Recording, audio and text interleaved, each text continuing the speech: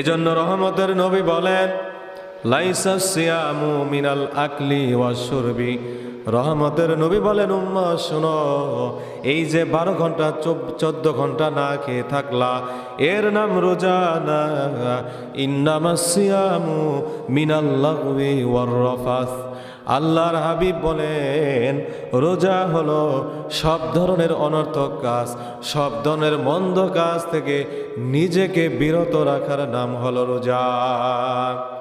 12 ঘন্টা 14 ঘন্টা না খেয়ে থাকলেন, কিন্তু জবান দিয়ে মানুষকে গালি দিলেন, মিথ্যা কথা বললেন, মানুষের গীবত করলেন, আল্লাহর দরবারে প্রকৃত রোজাদার হতে পারবেন না। এজন্য রহমতের নবী বলেন, লাইসা সিয়ামু মিনাল আকলি ওয়াশ শুরবি। রহমতের নবী বলেন, উম্মাহ শোনো, এই যে 12 ঘন্টা 14 ঘন্টা না খেয়ে থাকলা, এর নাম রোজা না।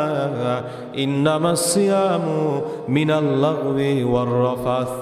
আল্লাহর হাবিব বলেন, রোজা হলো সব ধরনের অনর্থক কাজ, সব ধরনের মন্দ কাজ থেকে নিজেকে বিরত রাখার নাম হলো রোজা।